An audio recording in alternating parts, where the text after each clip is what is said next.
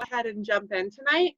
I just want to first off say welcome. Thank you for your time. I know we're living through a hectic world, crazy times. So really, honestly, truly, and fully, thank you for being here and thank you for participating. We hope to get all your questions answered. Nancy really is an expert in all things. So please don't hesitate to pop questions in the chat. I'll flag her.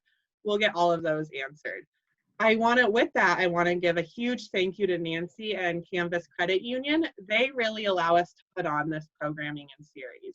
So in partnership with CSU's Alumni Association, we host a financial education webinar once a month. This is our webinar for August. Thanks for being here. I also want to give a huge thank you to CSU Alumni Association members. Membership really does make events like this possible. And tonight we have everyone from lifetime members to grad pack members, those who graduated in the last year or two. Honestly, truly, fully, thank you. I'm going to go ahead and turn it over to Nancy because that's who you're here to hear from. Again, please don't hesitate to utilize the chat, make yourself comfortable. In using the chat, there's an option to just send questions to all panelists or to all panelists and attendees. If you send just to the panelists, we will keep your question anonymous, as are all of the polls. Words, that must be that time of day. So don't worry about that too much. We'll see your name, no one else will, but we'll go ahead and get those answered for you. So with that, I will hand it over to Nancy and let's go ahead and dive in. Well, hello, welcome to Finances Now What? Bouncing Back from Challenge. Alexandra and I came up with this idea several months ago. A few months ago, we talked about Finances Now What at the beginning of COVID. And so now we're a few months into this adventure. So we're going to talk about how to bounce back maybe from what's been going on. So I am Nancy. Please use chat, ask questions. We love it when you're interactive. It's been an interesting 2020. And just like all other aspects of our lives, our financial lives have been impacted by the pandemic. So although every household and person has been impacted differently, and different parts of the state or the world have been impacted differently, this isn't new. We've had different sorts of world crises for a while now. It's not the first economic crisis that the U.S. has seen. Several of us have lived through more than one economic crisis just in our lifetime. And did you know that actually global economic crises have been around since the 1700s? So as early as the 1700s, something that would happen in a locality would actually impact the globe economically. And if you consider the rise and fall of civilizations like the Greeks, the Romans, the Egyptians, economic crisis has been part of the known world forever. So that's great, except, you all didn't live in the Middle Ages and experience the bubonic plague. We are living in 2020 and we are experiencing COVID-19. So it might be a small comfort to know that people have experienced medical crisis before, but maybe it's more comforting to know that people keep bouncing back. So we're going to look at different parts of our lives and how we can bounce back in these different areas. We'll talk about health, entertainment, workforce, and education, I might add. Real estate, we'll spend more time on personal finance, and we're actually going to do some predicting as we get to the end of class. And then we're especially going to focus not only on what's going on right now, but actions you can take to help your financial situation in all these different areas. If there's anything we've learned in the last few months, it's that life is indeed unpredictable.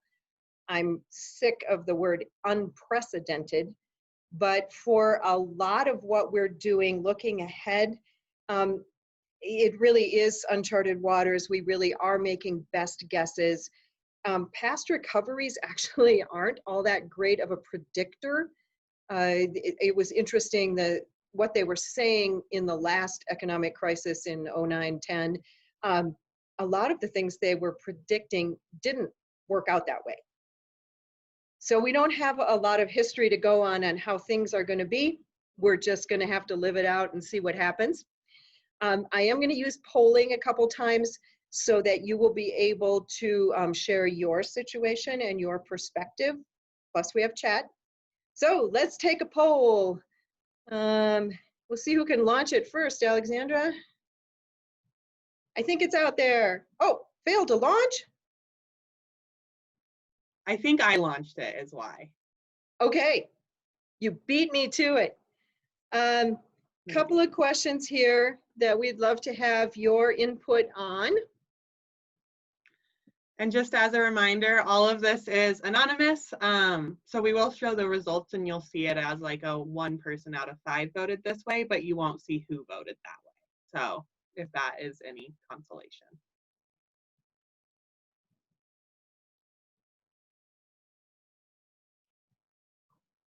We'll give folks a couple minutes to vote, or a couple more seconds to vote. We have about half of you so far.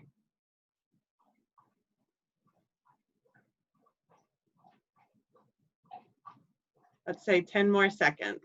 Oh, perfect. Let me share these back to you all. Awesome. Thank you for sharing what your situation is. So for this group, we do have some big challenge going on, and for most of us, we have some kind of challenge going on related to either jobs or emotions or money. And then these are the things we miss. So we have, everybody's missing something, that's for sure.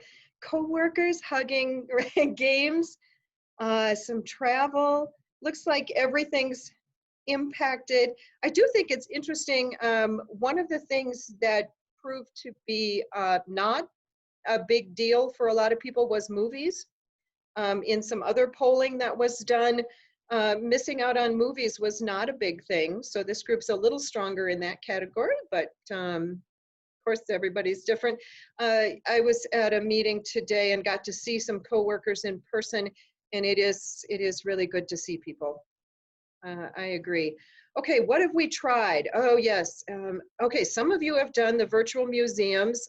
Lots of us have done happy hour. I'm with the people who tried contactless payment for the first time. I do puzzles.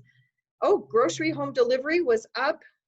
Couple people that tried the, or 1 person that tried the bread in the gardens. Awesome. Yeah, I'm sick of walking. I don't know about you. I'm really sick of walking my neighborhood. And if anybody wants to chat what they thought about the virtual museum tours, a bunch of you had done that. I'd love to know what you thought of doing the virtual museum tour. So if you want to throw that in chat, that would be great. We'll talk about it again in a couple minutes. So thank you so much for sharing your thoughts that way. Let's jump into one of our first category of looking at what's going on. So one of the areas we're going to have to bounce back in is the world of health. And of course, the biggest thing on our minds is when a vaccine will be available. Don't really know. We'll find out, huh? Some more optimistic than others about when that would happen. It's interesting that the pandemic has forced to the top a couple of different concepts. One is that the need for an increased focus on mental health has been talked about for a long time, but it's really keeps rising to the top now. Now the discussion is less about do we need it, now it's how do we pay for it. Obviously it's a need, how do we pay for it? One of the sources I read said that telehealth was pushed forward by a decade. So yeah, that's real fast change and real fast adoption of a new thing. So we'll talk more about that in a second, but telehealth really rose to the top of new things going on.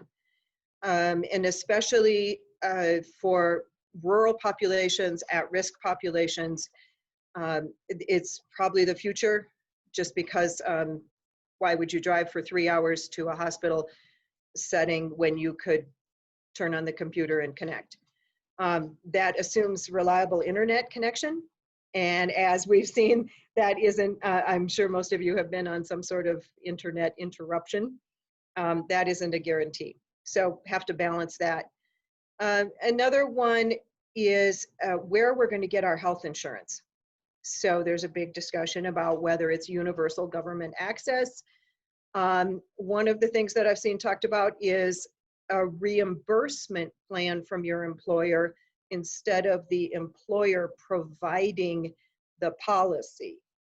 So as a direct benefit. So a possible change coming there on where we would get our health insurance. And then home health care.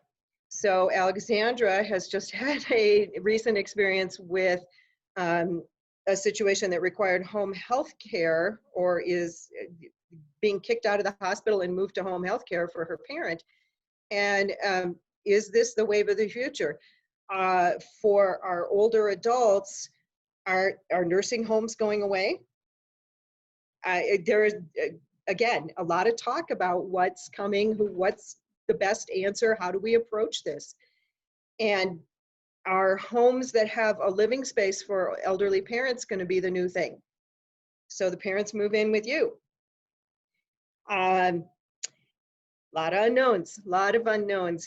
And I heard this about years ago, a refrigerator that monitors how much food is in it and then automatically orders up food from the grocery store to be delivered, so that elderly parents are not without food, but they don't have to leave. So all automated services taking care of older adults, but keeping them in the home. There were supply chain issues with drug supplies, medical supplies. So is there going to be a move back to having drugs manufactured in the US instead of overseas? And then the affordability of those items, if we're talking about a new vaccine. And all of this interconnects and interweaves on how this is going to happen. I'm wondering if the new preschool curriculum for kids is going to be, you know, don't leave home without your disinfecting wipes, your hand sanitizer, a mask, and a 6-foot bubble enforcer. What are the new protocols about who you can hug? What's going to happen to the handshake? And are we going to be taught how to read someone's eyes instead of analyzing their character from how firm and unsweaty their handshake is? I mean, the handshake was how you figured out who was who. Now is it going to be looking above the mask deep into their eyes? And then finally, you know, it's interesting. There's a couple of ways to go about thinking about the overarching future of medicine and health, whatever. Is this just going to be one of a continuing set of crises, superbugs, new one every day? Or is all the medical research, in fact, going to uncover cures for diseases that we've been battling for a while? So I don't know. There's a couple, you got to have glass half full, glass half empty way of looking at the future of the unknown world of medical.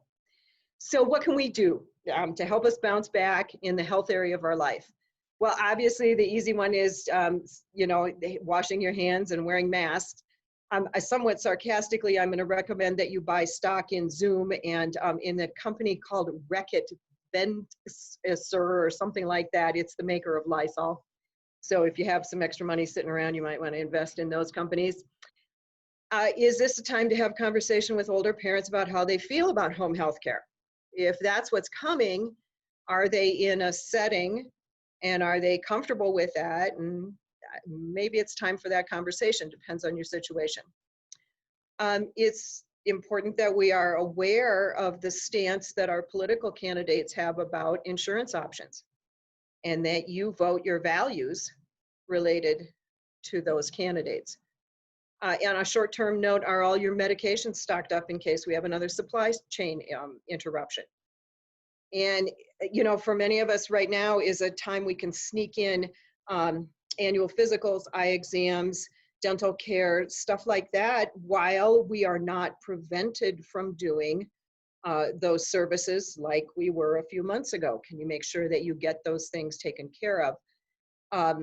And then if your medical insurance is really good right now, is it time to consider something you've been considering, an elective surgery or something that may not be the case next year when benefits get tweaked?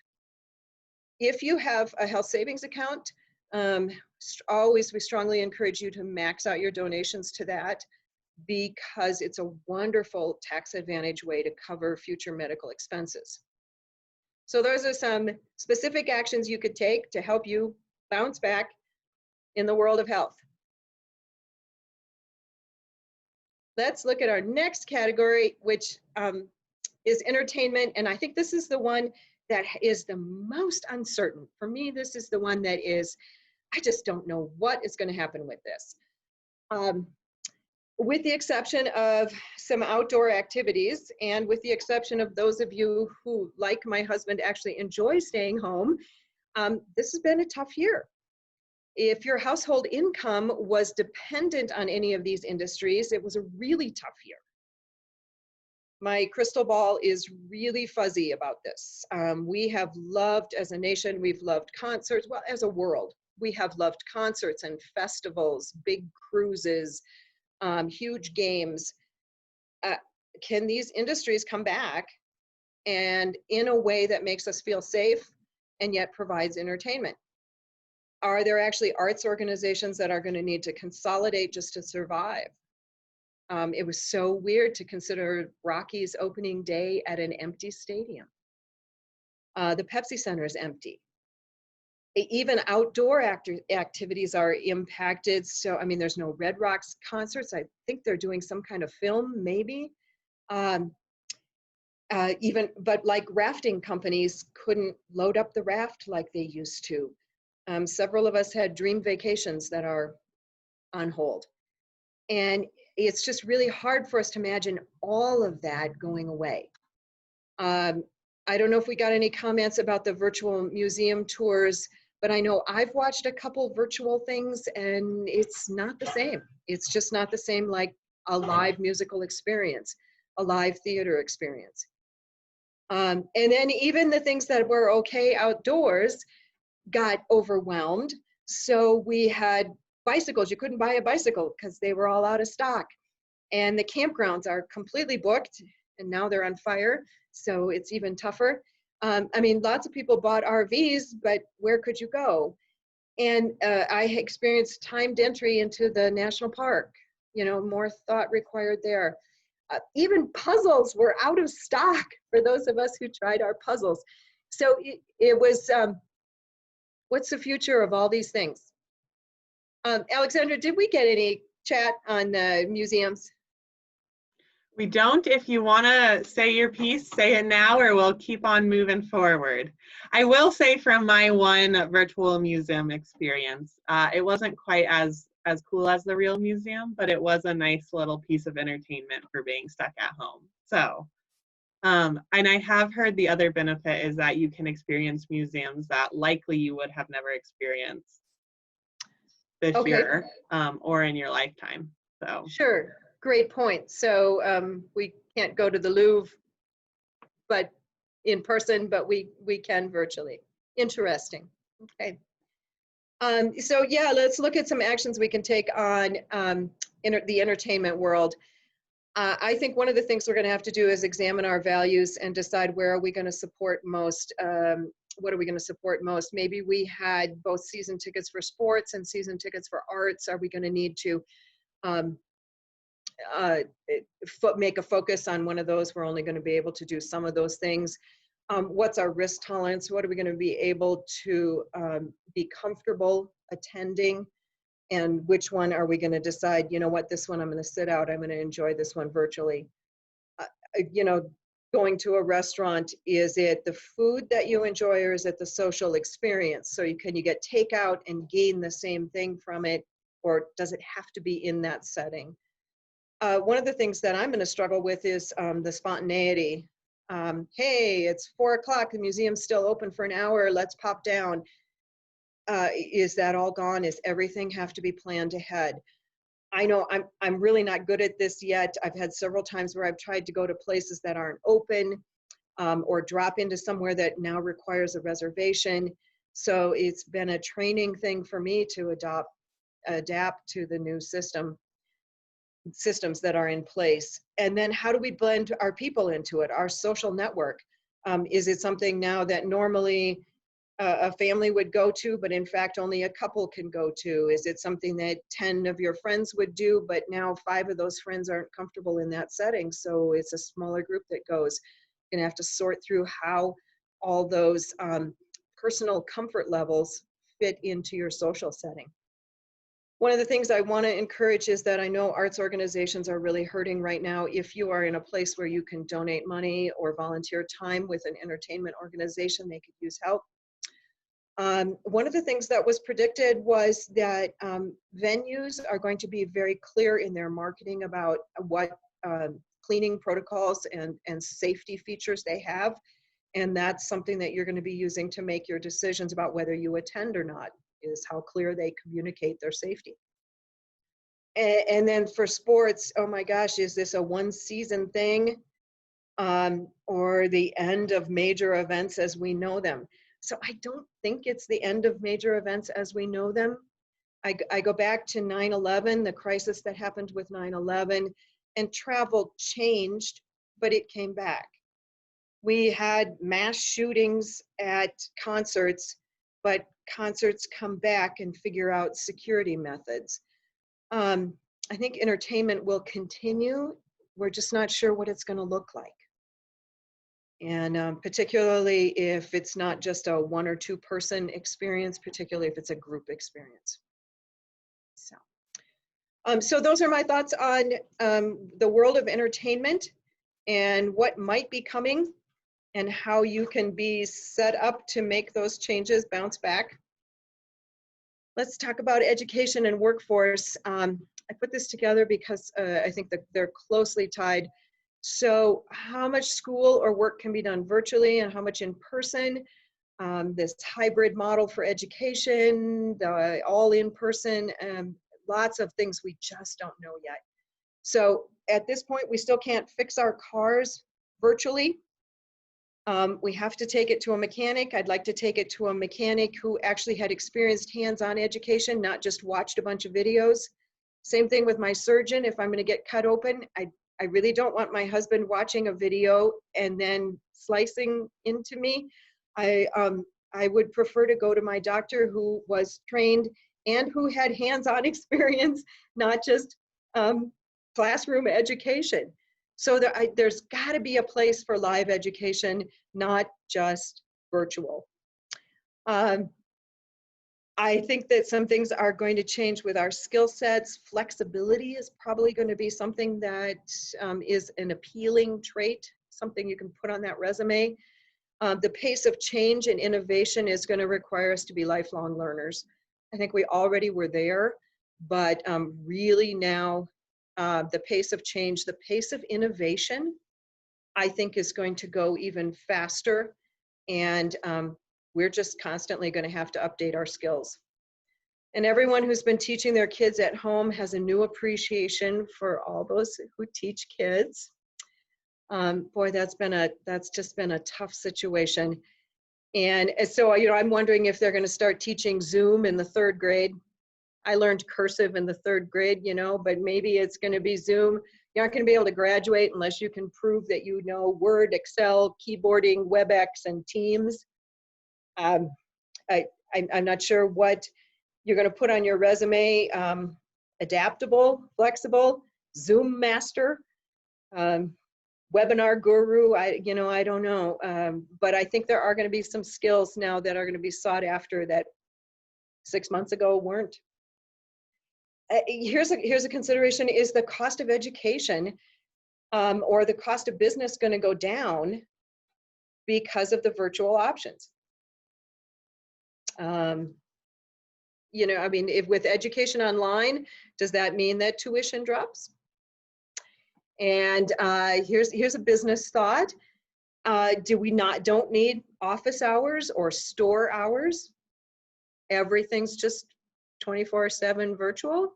Have you heard the one about, oh, this guy who predicted there's only going to be 3 companies left in the retail world? Amazon, Costco, and Walmart. We're just going to, it's like going back to the general store of the 1800s. And another situation, of course, is the remote work. The best person for the job is located in Anchorage. Well, it doesn't matter because the work can be done remotely. But I think one of the things I'm really curious about is to see if we can create new business relationships virtually, or if the success that we've had so far over the last few months is based on the fact that we had previous face-to-face relationships. And so that's something I'm going to be watching. Okay, the short-term expectation is that we won't need as much office space.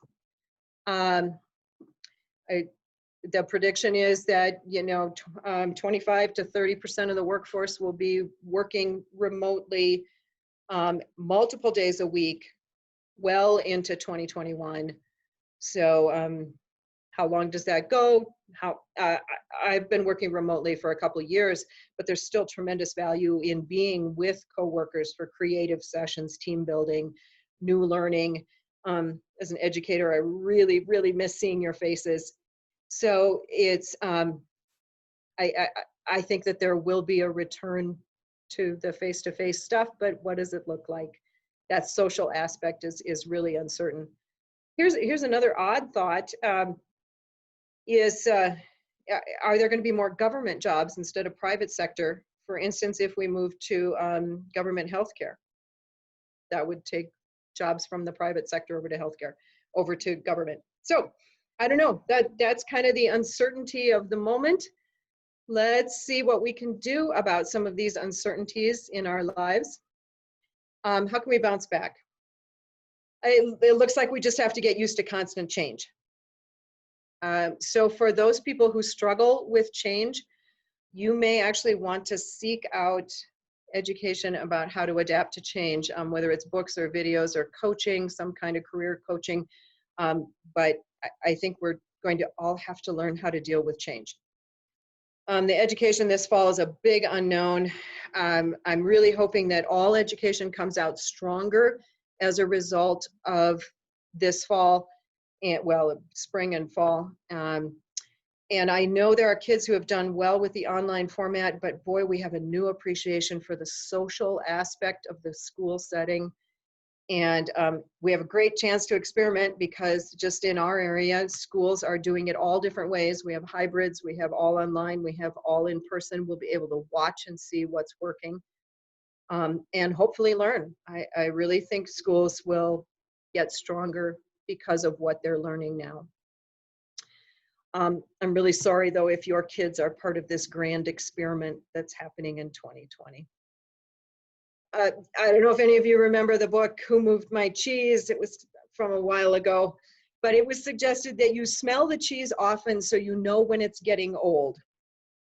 That was related to your job, maybe your company or your industry, but I'm going to strongly encourage you to evaluate those things and make sure that your company's not getting kind of stinky, but that it's actually coming through this stronger than it was before.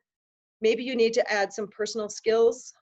We'll have a resource page at the end that includes the Career Center and some other places to get workforce development. But the final reminder would be that we're all sorting this out as we go. Your leadership, if you are a leader, just the day-to-day operations, the retail world, everything we can possibly do to show grace, patience, empathy. We're all struggling to make decisions with limited and ever-changing information. So if we can show a little grace, that would be awesome. Okay, that was our look at education and workforce. Real estate is an interesting world right now. So theoretically, in the world of commercial real estate, there won't be as much office space needed. We'll see how that plays out in the long term. I think what's more concerning than office space right now is all the retail stores that are closing. You know, when you look at a list of retail places that are either declaring bankruptcy or closing multiple stores, Penny's, Pier 1, Men's Warehouse, GNC, Victoria's Secret, Sears, Nordstrom, Gap, Tuesday Morning, Walgreens, Chico's, Macy's, just to name a few. A lot of retail space that's going to be opening up. And even restaurants are downsizing. The small business closure rate is a little spooky. So if you have a successful retail business, this is a great time to shop for new space because there's going to be lots of options out there. But that is assuming that people are going to return to the retail shopping world and not do everything online. So I don't know how you all feel about that. If you've increased your online shopping, if you've returned to going out and touching the items before you buy them, but it's going to be an interesting holiday season as well to see how this shakes out for the retail stores that are hanging in there. And it's really interesting. There's a couple of anomalies in all of this. One of financially, one of them is home prices. Home prices have not dropped, at least in Colorado. I'm not sure what's happening in Albany, but home prices have not dropped. They're predicting a small drop, but like 1%. I mean, big deal. And mortgage rates continue to be unbelievably low, incredibly low. The other consideration is that it's maybe a little trickier to borrow. They might be asking more questions. I don't know if you heard that Ford came out with a special deal if you buy a new Ford and then you lose your job within a year due to COVID, I think. I mean, there's some fine print in this deal, but you can turn the vehicle back in. So Ford came up with a very innovative program. It's going to have lots of fine print that you need to look at, but there's an example of innovation in the face of challenge and finding a way to get people back out shopping. So both for mortgages and for vehicles, the rates are great, but we're talking mostly about real estate in this one. The rates are great. The borrowing, you might have to prove a few more things, answer a few more questions, but there certainly are loans available. And pricing is probably the challenge. Inventory. We still have high prices and we still have low inventory in Colorado in that lower price point market. So it does pay to shop around. We're going to talk more about home buying next month. But here's something to think about. In Larimer County, homes that were priced under $399,000 was 20% of the inventory. If you move over to Weld County, homes priced in that same price point under $399,000, they were 39% of the inventory. So there's twice as much of the market in Weld County that's at that price point than there is in Larimer. So the Denver market is also very tight in that $399,000 and below. And median prices, of course, vary considerably. I'm not even going to talk about Boulder, but let's just compare Weld County, median price is $359,000. Denver, it's $465,000. $359,000, $465,000. So big changes in where you're doing your shopping for the home you're looking for. So real estate just really hasn't budged much. All of this information I'm giving you has been consistent for probably 18 months, 24 months at least. So no new trends really in the world of real estate regarding residential. The one thing that has changed that I've seen consistently predicted is that if you're looking at new construction, if you're going to have a new home built, those costs are expected to go up. And there were a variety of factors leading into that, primarily material costs, but new construction prices are expected to go up. And then here's a big unknown related to real estate is because of COVID, is there going to be a desire to leave the urban spaces and move to small towns or the suburbs? That's going to affect pricing, both urban and small towns. And we expect that there will be an increased demand for places that have a yard, a garden, a home office, and we're back to space for elderly parents. Do we have a place to put those people? So, you know, traditionally it's been the big city is where the job opportunities are and the entertainment options. It's the place to go.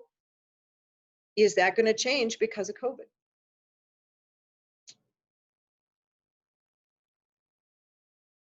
Let's look at some actions you can take. So should you jump into home ownership based on what we just said? I don't know, personal decision. But some factors besides the gloom, doom, and uncertainty are that Colorado was already in a relatively strong economic position. When we went into this, certainly a bunch of you are from Fort Collins. Thanks for asking that question, Alexandra. From Fort Collins and Metro Denver, the economic situation is strong. And when we went into COVID. And so we are expected to recover more quickly than other areas of the country. Our prices, home prices over too high, maybe. But again, we're predicted to be a very stable market and you cannot beat the loan rates. Loan rates are just ridiculously low. Another thing to consider is, you know, being in an apartment during COVID, did that put you over the edge on the stress level? Whole new experience being in the apartment all day instead of just after work. And then for existing homeowners, if you're having trouble making payments, please, please, please, please talk to your lender right away. There are policies and procedures and options in place to help you if you're having trouble making payments. If you're thinking of selling, that still should be a good time to sell. There's low inventory, so it should move quickly. But be sure you're working with a realtor. We had a home in our neighborhood, just a couple doors down, that sold real fast, but I think it was priced $50,000 undervalued. So I'm not sure where they came up with this price, but please work with an expert and an industry professional to make sure you're getting the full value out of your home sale. And as I mentioned, we're going to talk about home buying, particularly first-time home buying, with the Alumni Association on September 24th. Alexandra, how would they sign up for that? Do you want to? The registration link for those who are interested is in the chat. It's the last link in the chat. I also will, I'm giving Nancy a breath. Just want to remind you all that if you have questions, I know we're buzzing through a lot of information. Feel free to put that in the chat and I will interrupt and ask. We can ask those throughout the programming or at the end, but wanted to open the floor up for those as well. But yes, the home buying class will be September 24th, 5:30 to 7, similar to this one. And as Nancy said, cover a lot for first-time home buyers, but also experienced home buyers. And we'd love to have you all join. Thank you. So, all right, let's move actually to another poll. It's time for you guys to give some answers again. So let's see what you think about a couple of questions related to some financial actions and options you have, and then what you'd like to do in the next few months.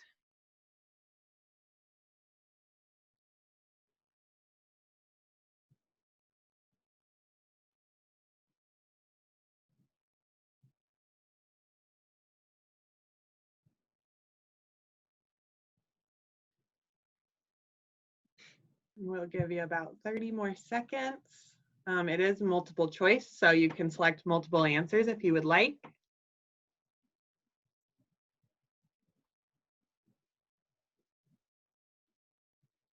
Couple more, about 15 seconds.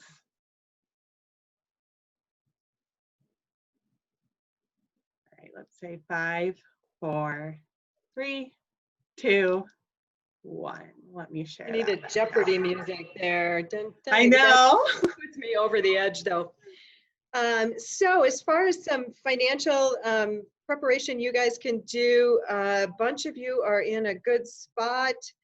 And so that we'll be talking about these things, but credit cards, line of credit help you when challenge hits.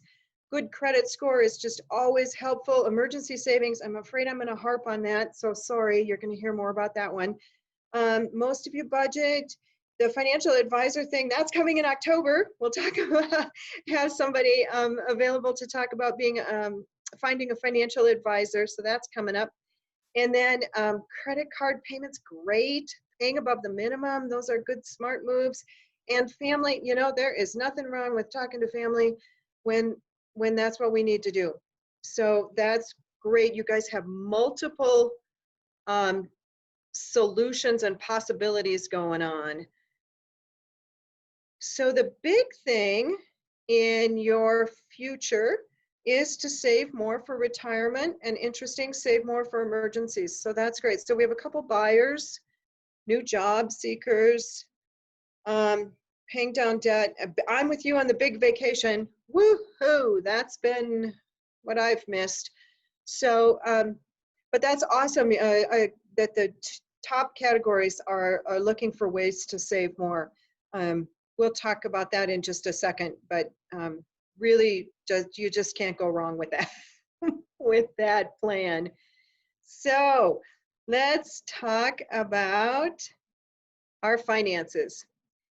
We're just going to have a series of financial considerations that you can do right now. Basically, this is what's going on in the world of finance, and here's some things we can do. I warned you I was going to harp on emergency savings. It absolutely is the best way to head into the unknown. If you have friends or family that didn't have emergency savings coming into COVID, you've seen them struggle more than those who did have an emergency savings account. And there is just no easy answer on other ways to get around that. It is the best way to head into crisis.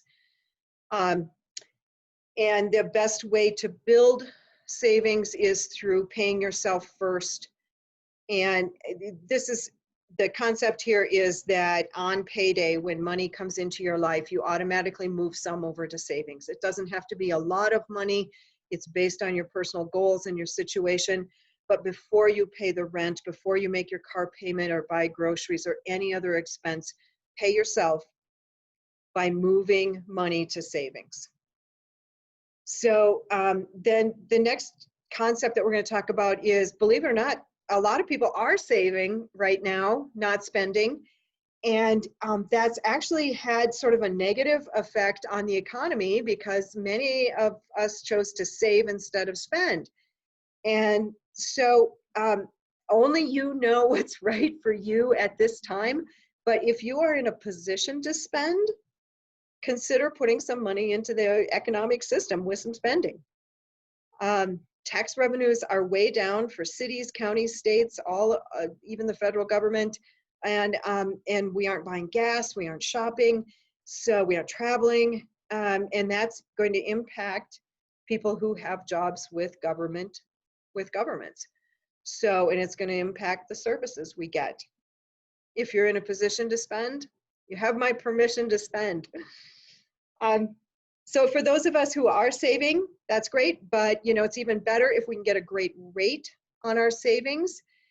In general, it's not a great time to earn great money, great yields, so you want to shop around. I always suggest that you compare savings rates for banks and credit unions online. If you go to websites, they will have posted their minimum balances, the fees that are associated, the interest rates they're paying on all of these kinds of savings accounts, whether it's a certificate of a deposit, some kind of special promotion. I listed one example here. We have a reverse tier account that's paying 3.25% versus 0.01, which is what you would get at a big bank just in a regular savings account. So please, please, please be a smart consumer. Shop around and find the best place to put your saved money to earn some money. Did you know you could be a hero by turning in your coin jar? If you've been saving coins, now is the time to turn them in and get them back into circulation. Apparently lots of us are hanging on to our coins. How we pay for things has been affected by the virus. Some places don't want cash. I went through a drive up today and she had a bucket. I put my cash in the bucket and then she put the change back in the bucket. So we didn't have to touch hands. It was interesting. And then yesterday I was somewhere else and I paid cash and we just touched hands and I came home and washed. So everybody's different, but it is affecting us. Several of us had tried contactless payments as a new thing. It turns out that cash maybe isn't a carrier, but we're supposed to wash up after we handle it. Not the cash, wash your hands, not the cash. Feel free to wipe down an ATM if you're going there. If you have a wipe with you, wipe it down.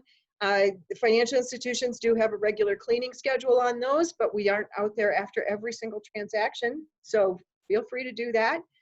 I'm trying to remember to use my hand sanitizer after every retail experience that I have. And I actually used Apple Pay the other day, and so I was touching my phone and nothing else right up until I had to pick up the little stylus and sign. And I don't think that's normal. I think many contactless systems are truly contactless, but mine wasn't. So we got the hand sanitizer. We're just going to have to be used to doing that. So know your comfort level. Try to use the financial payment systems that are comfortable for you. If you're struggling with monthly cash flow, we did make a couple of videos that talk about tracking your spending, setting a budget, some savings tips.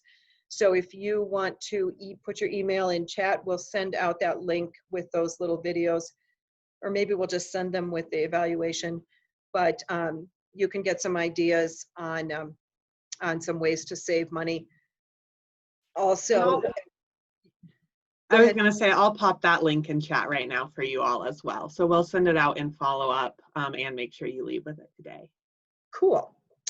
And then anytime you're having trouble making a payment, whether it's your rent or with a lender where you've borrowed money, please, please, please talk to them right away.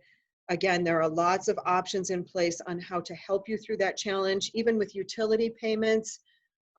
There are policies, there are procedures, there are funds available to help you through that, but you have to talk to them and let them know you're having trouble. I don't know what's going to happen with the loss of the $600 a month for extra unemployment. It's a little too soon. I'm not seeing trends yet regarding paying rent or mortgages. As of June, about 8% of the nation's mortgage loans were in forbearance, meaning that they had postponed those payments. So 8% is pretty small out of the entire nation, and that was back in June. So we'll see what happens now. Now that the extra unemployment insurance isn't happening. My random tip of the day is that it turns out, as part of the CARES Act, if you make a charitable donation, you will be able to write off $300 in charity deduction in the next tax reporting season. So that was some random thing that got thrown into the CARES Act. So go out there and support your local nonprofits, at least to the tune of $300. You will have that write-off coming. And don't forget, if you were receiving those unemployment benefits, taxes will be due on those. You could have chosen to have taxes taken out of your unemployment pay.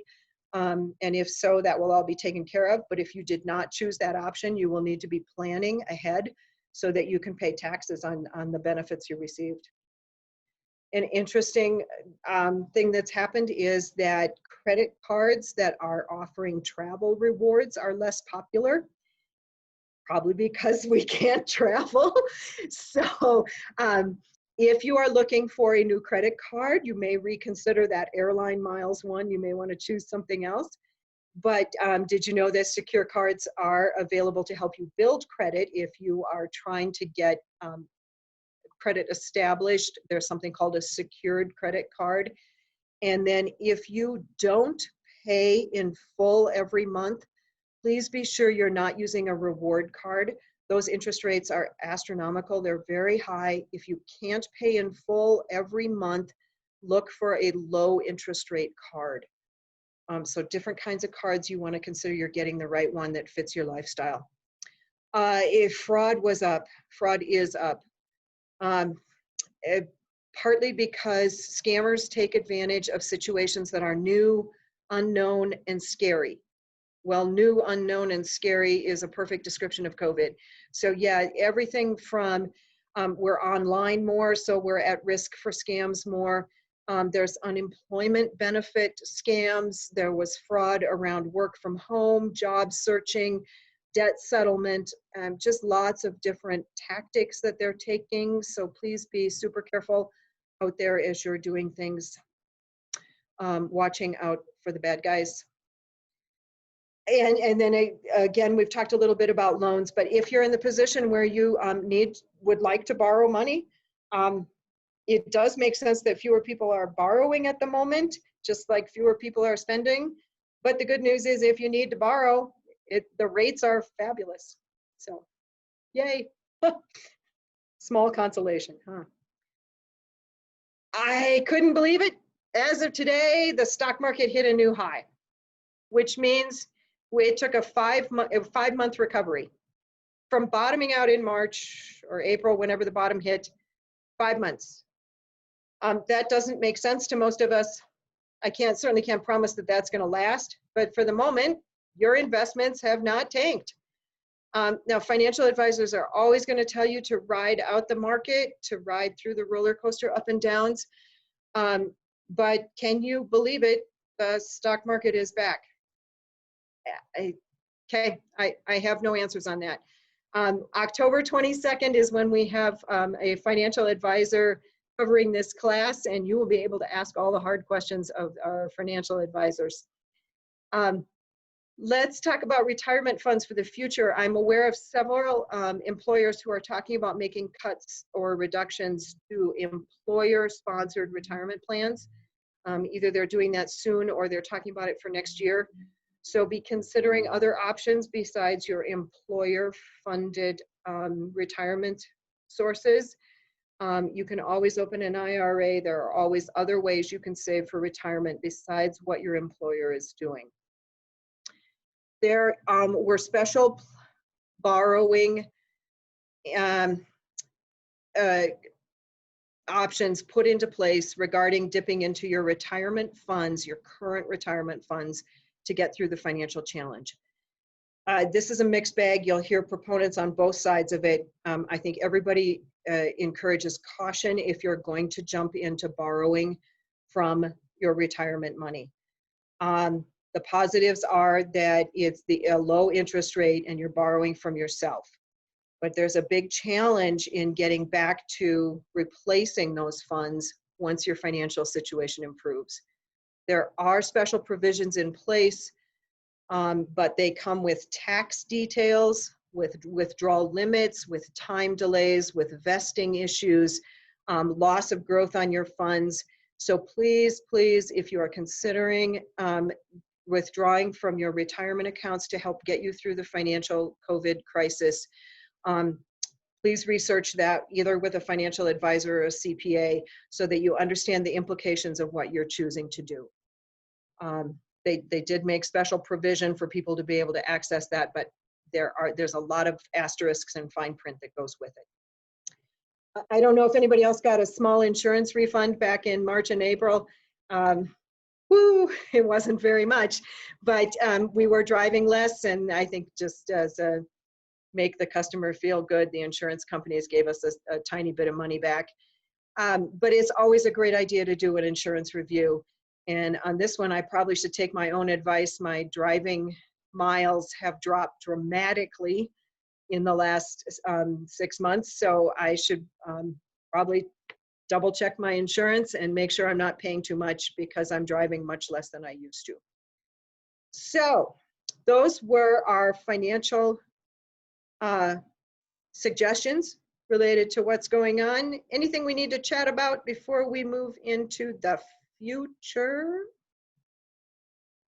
It's not looking like it. Well, it's a quiet group tonight. We're ready to go to the future. Yeah, so we're ready for another poll. This one oh, sorry, go ahead. I have a question for you while we launch this poll. So if you want to. Okay, just go ahead and be ready to answer some questions here. Go ahead, Alexandra. Perfect. So any thoughts on student loans is the question. So they did, I believe they just extended that through December. Did I get that right? There was it's at least through September. Oh, sorry. Because the stimulus package is not decided, I don't think there is a decision beyond September. At this point, you don't have to make student loan payments through September. Whether that gets continued is going to be part of whatever comes next, which is an unknown for sure still. But if the question was, should I be paying my student loans right now? It's up to you. You still owe the money. If it's a hardship to pay them now, don't pay them now, because this is a grace period moment. But if you can pay them now, it keeps you on track. Happy to get clarification on that. Yeah, if that didn't answer the question, feel free to pop in other ones. Or if anyone else has questions, again, if you send them just to all panelists, we can ask them anonymously for you. Otherwise, we'll pull up the next poll. In 3, 2, 1. Yeah, this one's about the next 18 months. So what are you thinking about the future? And multiple choice again. You get to pick all of them that you think are true.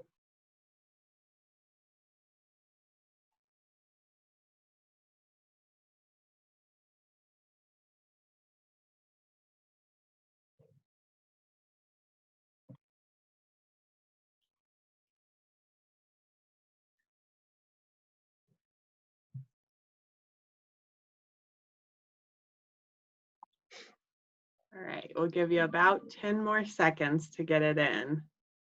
Awesome. All righty. All right, what can we agree on? We can all say that more people will regularly work from home. Yep, that is certainly the prediction out there in the big world, as well as this group. We're split on whether benefits will be lower. We're uncertain about the health insurance. I think that's a big one. I don't know what to expect there. Nobody thinks that we'll have a vaccine in 6 months. Oh, we don't have any optimistic people. I sincerely hope you're wrong about cruise vacations ceasing, but yeah, not too many of us thought that. And more people will have emergency savings. Boy, I hope so. Economic recovery will be fast. So again, you're not very optimistic about this one. I have mixed feelings. I think that we in Colorado are well positioned to recover faster than some other areas, but there's so many unknowns around how quick we'll bounce back. But the market's back. That just doesn't make any sense. Who knows? 10,000 person events will cease to exist. The majority of you think we're going to not see big venues again. I think they'll come back. I'm not sure what form they're going to take.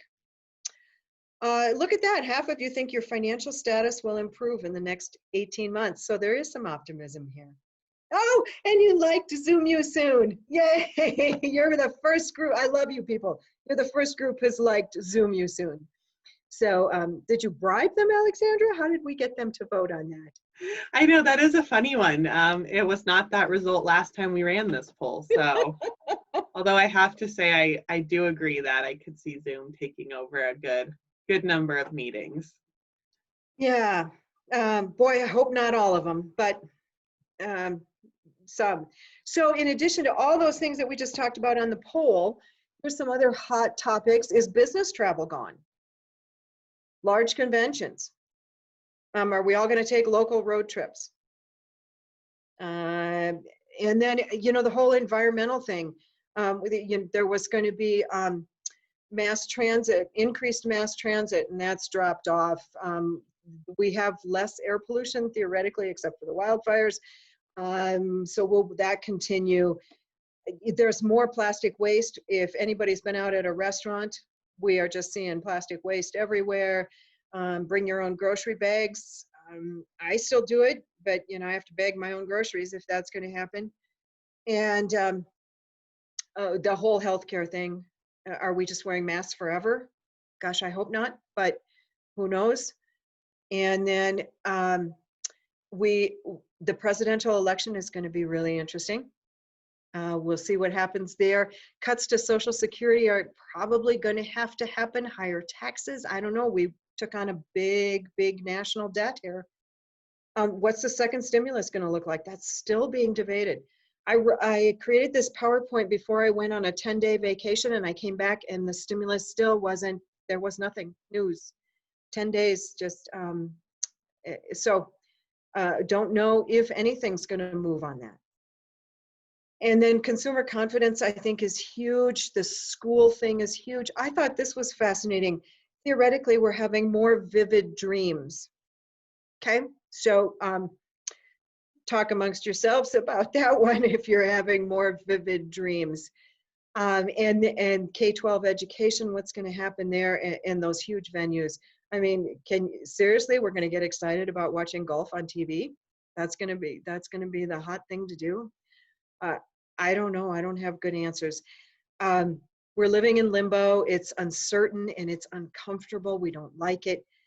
But unfortunately, we just don't have great answers for the immediate future beyond some real basic advice that I'll share in the next slide after this one. So here are some resources regarding these topics. Again, if you want the slides, we'll send them out with the evaluation. But Canvas is going to have information about financial stuff. Green Path is an excellent resource about debt counseling, budgeting, student loans, lots of great information on the Green Path site. And then there are all the community wellness programs and your own companies. If you're working, your company probably has a wellness program. These are sources of information about general health, mental health. Colo Property is where we search for real estate. It's interesting, I had considered buying mountain property as a sort of an escape concept.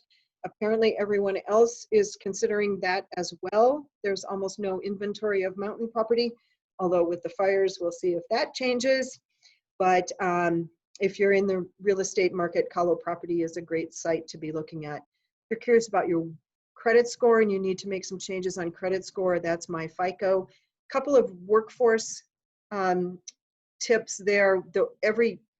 Many areas have a local workforce center and they have wonderful resources to help you with workforce questions. And then Colorado State has a wonderful career center as well. That's listed. My email's there if you have anything that you disagree with or want to chat about based on today's class. So you're welcome to email me. Let's talk about some things that you can do for sure. We don't know how we're going to have to bounce back. Well, I'm always going to encourage you to have emergency savings. It doesn't look great for earning money, so shop around and find those best savings options. If you're thinking of borrowing, might be a good time if you're in a stable income position. What can you do to strengthen your position in the workforce? Is it more training? Is it switching jobs or careers or companies? I don't know what's going on in your life, but is there anything you can do to strengthen your workforce skills? And then what can you do to strengthen your physical and mental health? I actually, on the last slide, I am really hoping to find a resource for good mental health resources. that is kind of statewide. So if anyone who is on the webinar today, if you have a resource for a mental health website that you recommend, I would love to have you put that in chat so I can add it. That's a resource I'm missing. I'm just not sure where to send people who are seeking sort of a statewide mental health resource. And then all of you should be working also on your financial team, if you don't have an investment advisor, talk to some people, talk to your colleagues, talk to us at Canvas, but a financial advisor is a wonderful source of advice and help on your future finances. Having a CPA if you need one, an insurance agent you can trust. Some people need an attorney if they're talking about estate planning or have a special situation going on. Not everyone needs an attorney. Pretty much everybody should have a personal banker, somebody they're comfortable talking to about their general financial position. So those are some things you can do for sure, no matter what's going on in the world. Those are all just classic bits of advice. At Canvas, we do want you to succeed with your money. So good luck as you bounce back from our current COVID challenge. That's it, Alexandra. I was going to say, with that, I know we're a bit early. We'll go ahead and give you your time back, but we will also stick around if there are any lingering, burning questions. I just want to say one more thank you to Canvas Credit Union and Nancy, who make this program possible, as well as to our CSU Alumni Association members. We will send out slides, a quick follow-up survey. Much of our programming comes from direct feedback from folks like you. So Nancy mentioned the home buying workshop next month. We're doing investing in October, but if you have other topics that you'd really like to see, pop them in that survey or email Nancy or I directly, and we'll go ahead and get those scheduled. But with that, we'll stick around for a couple minutes, answer any final questions. Wishing you all a wonderful night. Stay well, stay safe, stay healthy, and go Rams. Yeah, and bounce high.